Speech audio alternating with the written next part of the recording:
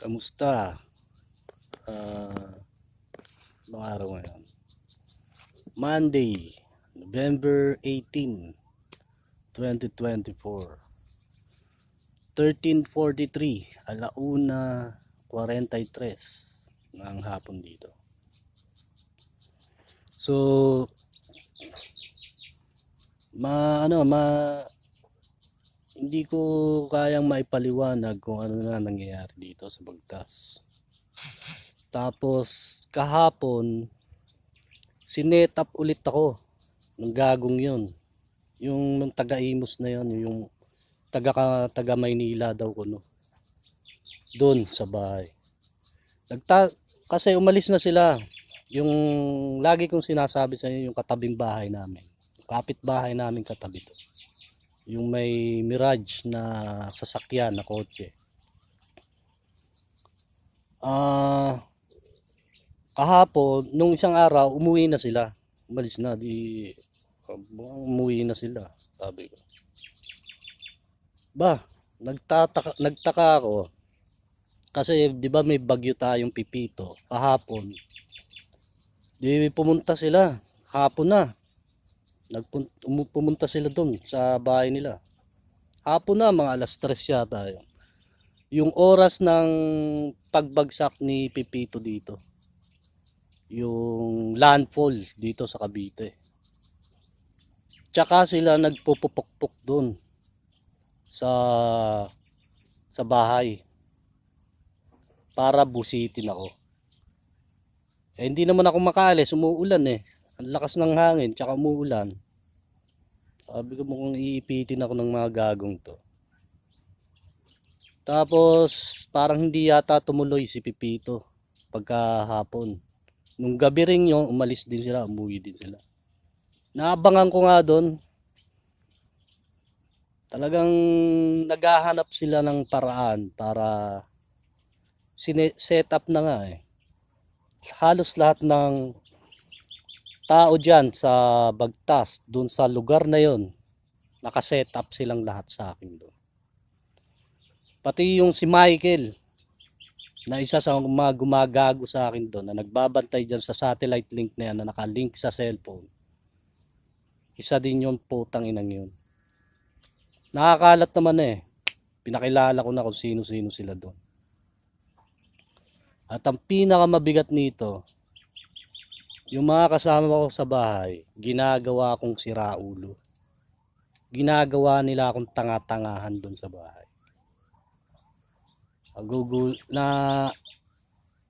Nagtataka nga ako. Nanay ko lagi akong ginugulat, inoobserbahan ko lang. Hindi bagsak yung pinto, basta gagawa siya ng ingay. Iniisip ko sino ba talaga kaaway ko dito, putang ina. Ang dami na, halos lahat na sila doon, kaaway ko na. Ano ba yun? Tapos nagsabi sa akin yung nanay ko, ayaw niya na daw dito. Baka pumunta na daw siya ng Cebu. Alam nyo, ayoko malalayo yung nanay ko kasi wala nang mag-aalaga sa kanya. Okay lang siguro kung nandun siya. Kasi ginawa naman akong gawin man, baka kami pa mag-away dito. Gusto niya rito sa Cavite dahil nandito yung mga kaibigan niya. Kung mamamatay naman siya dito dahil sa mga gagong yan, mas maganda pumunta na muna siya doon sa Cebu. Pinagpaplanuhan kami, ako dito sa Cavite. Tinetext ko dito sa mga tropa dito sa Bunga. Wala man lang isang taong tumutulong sa akin dito. Putang ina. Sabi ko nga doon sa pinsan ko, nanghiram ako ng baril dyan sa Bunga. Wala man lang akong nakuha kahit isa. Papatayin nyo ba ako? Ang putang na, ang dami niyan eh. Mag-isa lang ako. Wala man lang akong kagamit-gamit dito. Kaya nasabi ko, papatayin nyo ba ako? Hindi nyo man lang ako mabigyan ng isang baril.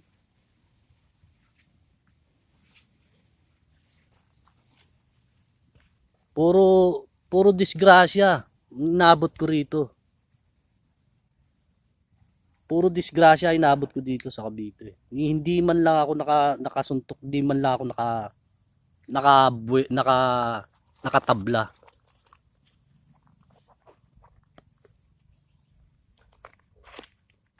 Kaya sabi ko nga, putang ina, mukhang papatay yata ako dito ng walang laban ah. Kasi mukhang mga kamag-anak ko, sila rin yata papatay sa akin. Eh kita mo naman yung ginagawa ng nanay ko. Diba? Pinaikot-ikot na brainwash na sila dun eh. Ginagawa akong sira, pati yung may-ari, naririnig ko na may kausap dun. Kausap yata itong si doon sa taas. May kausap siya doon. Hindi ko alam kung sino kausap nito. Ginagawa nila akong tanga-tangahan doon. Ginagawa nila akong siraulo doon sa bahay.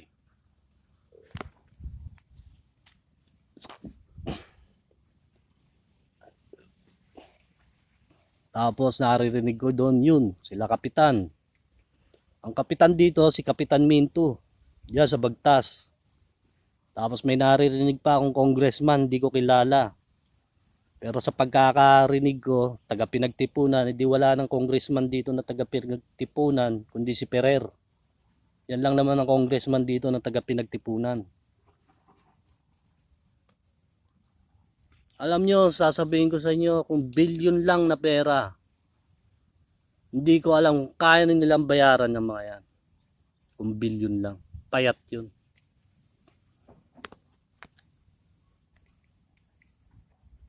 Wala akong pakialam sa... Hindi ko alam talaga meron talaga silang hinahabol. Hindi, pati yung mga naririnig ko, ito, mga dating daan. Kasi itong mga dating daan na to, wala nang pag-asa itong mga putang inan to eh.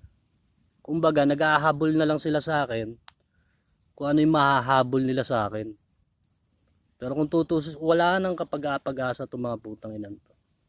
Wala nang maniniwala sa grupong yan. Sino pa maniniwala sa grupong yan eh, bistado ng lahat. Wala akong pakialam. Pati yung mga iglesia ni Cristo. Talagang hindi ko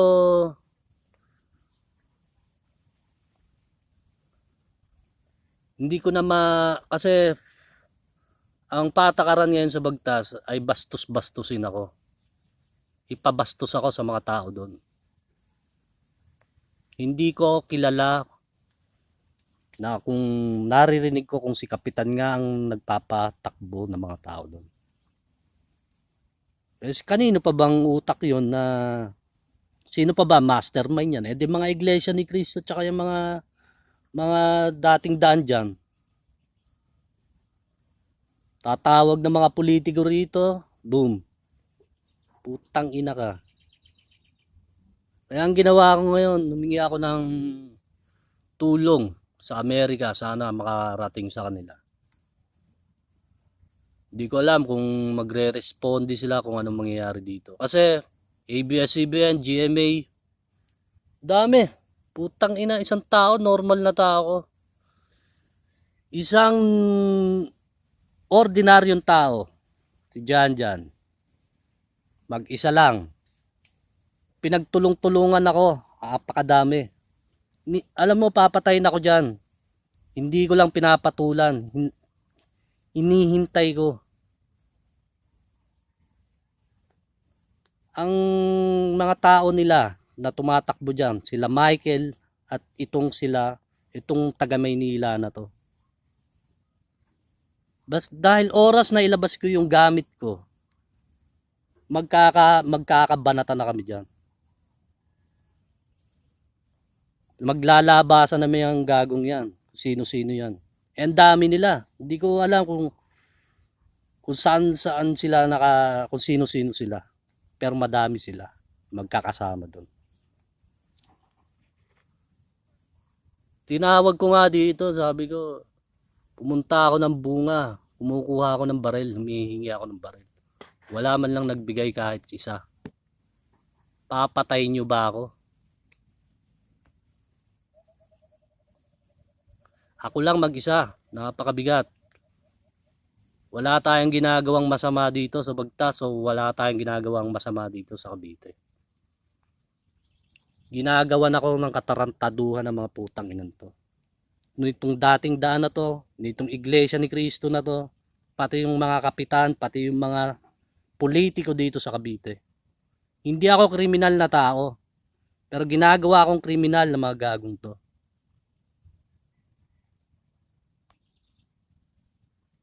Sa yung mga tropa ko sana dito, pinatitimbre ko lang sa inyo na in case na magkagulo-gulo dito,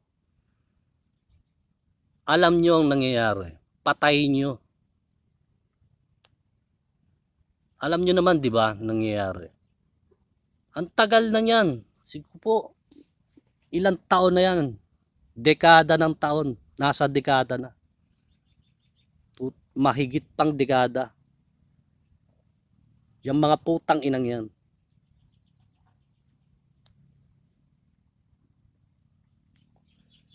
Kaya nga, wala tayong pinatunayan natin sa buong tao, sa buong bayan, sa buong mundo,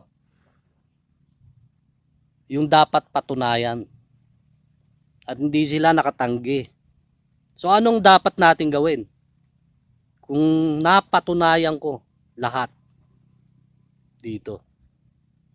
Mga demonyo yan. Napatunayang mga demonyo yung mga iglesia ni Cristo. Napatunayang demonyo yung mga dating daan. Anong dapat natin gawin?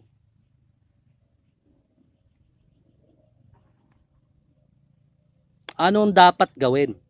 Di ba?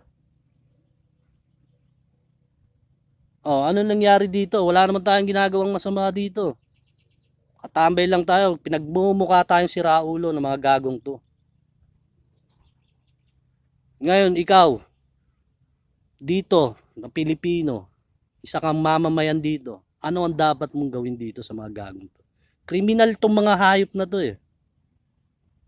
Ginagawang yung mga ordinaryong sibilyan dito sa Cavite, ginagawa nilang kriminal dito. Ordinaryong mga mamamayan dito. Dahil sa perang pinalalakad ng mga putang inang to. Pati radyo, tarantado rin. Lahat ng istasyon yata ng tigilan ko, mga tarantado rin. Talagang nakatimbre lahat. So, sino ba ako? Ano bang habol nyo sa akin? Wala naman akong pakialam sa inyo. Wala naman akong inaagrabyadong tao. Sino ba ako? Kaya kayo, yung mga sinabi ko, tandaan nyo. Pinapapatay ko sa inyo yung mga kriminal na yan. Patayin nyo. Tangina nyo.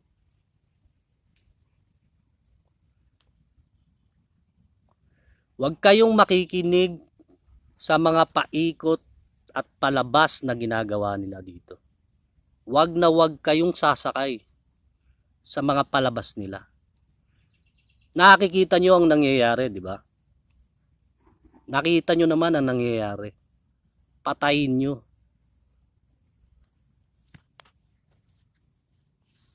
Sana malaman ng mga tropa doon sa Amerika yung mga sinabi ko. Gumawa ako ng video kanina kahit pilipit yung dila ko sa English eh. Talagang no choice ako eh. Kaya sa lahat ng makakaya ko, gagawin ko. Papapatay ko itong mga tangina ka.